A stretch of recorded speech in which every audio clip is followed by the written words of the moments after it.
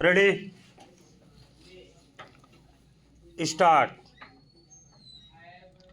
अर्थव्यवस्था के मोर्चे पर जिस तरह की वैश्विक चुनौतियां खड़ी हो रही हैं, नए समीकरण तैयार हो रहे हैं, उसमें सभी पहलुओं को ध्यान में रखते हुए ऐसा बजट पेश करना एक चुनौती भरा काम है जो संतुलित हो और जिसमें लोक लुभावन प्रस्तावों से बचने की कोशिश की जाए।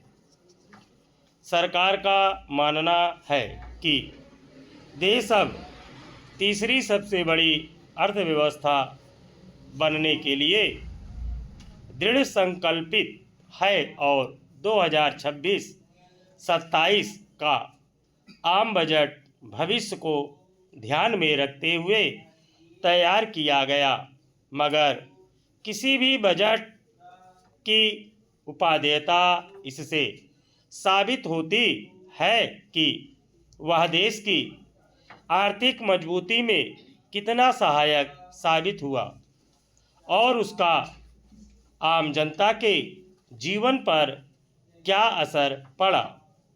इस लिहाज से देखें तो रविवार को पेश बजट को व्यापार और पूंजी के क्षेत्र में बढ़ती ज़रूरतों के साथ साथ भारत को अंतर्राष्ट्रीय बाजारों के साथ तालमेल बिठाते हुए अधिक निर्यात और स्थिर दीर्घकालिक निवेश को आकर्षित करने वाला कहा जा सकता है।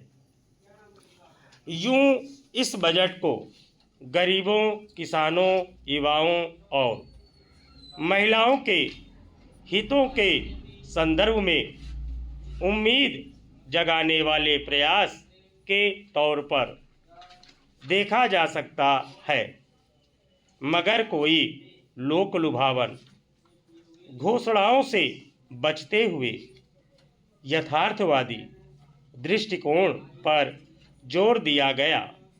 युवा वर्ग के सशक्तिकरण के मकसद से शिक्षा क्षेत्र में लगभग 1.35 लाख करोड़ रुपए के बजट का प्रावधान किया गया है।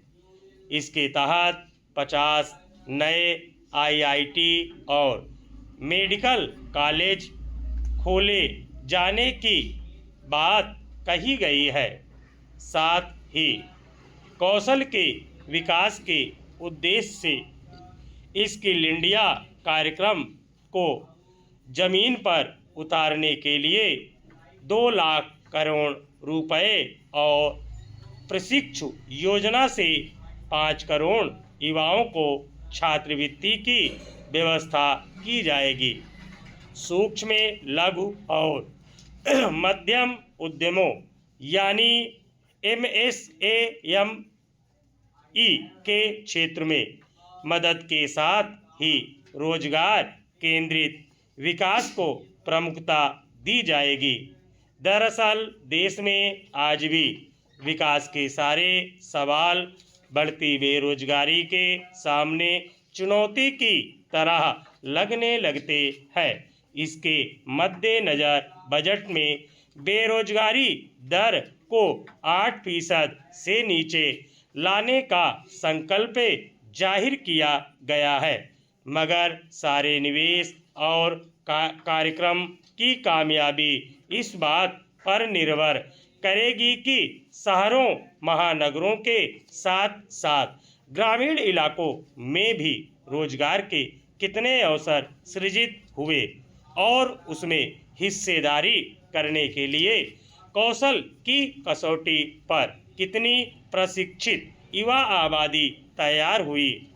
इसी तरह लक्ष्मी वंदना योजना को विस्तार दिया गया है और स्वरोजगार ऋण के नियम शिथिल किए गए ताकि महिला सशक्तिकरण की दिशा में ठोस नतीजे हासिल किए जा सके, मगर यह देखने की बात होगी कि इससे ज़मीनी स्तर पर लैंगिक समानता की स्थितियों को सशक्त बनाने में कितनी मदद मिलेगी। स्टॉप।